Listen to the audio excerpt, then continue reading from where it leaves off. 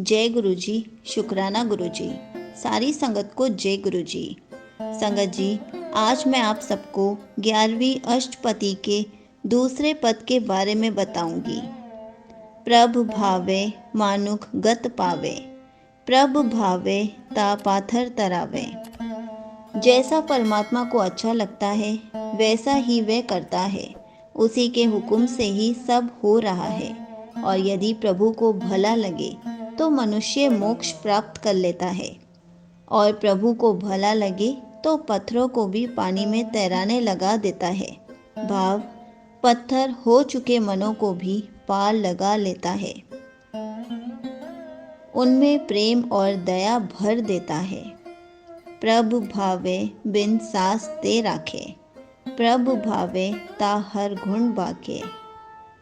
प्रभु चाहे तो बिना सांस के प्राणी को रख सकता है, भाव उसे मौत से भी बचा सकता है, और वे चाहे तो अपने गुणगान भी करा सकता है। संगत जी, जिसका जगत है वे कुछ भी करवा सकता है, लेकिन उसने इंसान को सोचने समझने से आज़ाद रखा है कि ठीक है, जो चाहो तुम कर सकते हो, पर एक सीमा है, उससे बाहर नहीं जा सकते।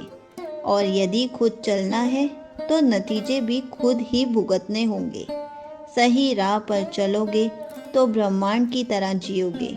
अगर माया में लगोगे तो विकारों में लगोगे, तो भीतर भी नर्क भोगोगे और बाहर भी नर्क ही मिलेगा। प्रभु भावे ता पतित उधारे, आप करे आपन विचारे। प्रभु चाहे तो क्या नहीं कर सकता है। उसकी रज़ा हो तो विकारों में गिरे हुए मन को भी उद्धार कर सकता है, वे उसे बचा सकता है।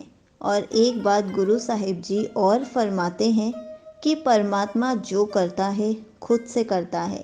वे किसी से सलाह नहीं लेता, किसी से विचार नहीं करता कि मुझे ऐसा करना है या नहीं। दूहा सिरिया का आप सुआमी, खेले बिकसे अंतर्जामी। वे परमात्मा खुद ही दोनों सिरों का स्वामी है, शुरुआत से लेकर अंत तक है, जीवन से लेकर मौत तक है, इस लोक से लेकर परलोक तक है। वही आदि से अंत तक है, वही दाता है, वही स्वामी है। अंतर्यामी प्रभु खेल खुद ही खेलता रहता है और इसे देखकर खुश भी होता है। परमात्मा तो अपने खेल से खुश है, मगर हम हर मोड़ पर उदास परेशान रहते हैं। हम कब भीतर से खुश होंगे?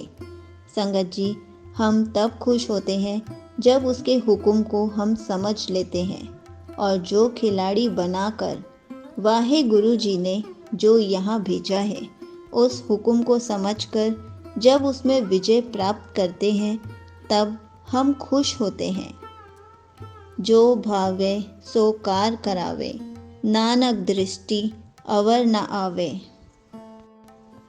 जो उसे भाता है वही कार्य वे कराता है और करवाता है। और हे नानक, जैसा वे है वैसा वही है, उस जैसा दूसरा कोई नज़र नहीं आता।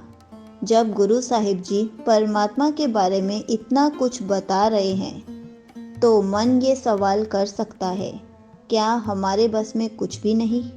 क्या इंसान के हाथ में कुछ नहीं है? सब कुछ उसी के हाथ में है।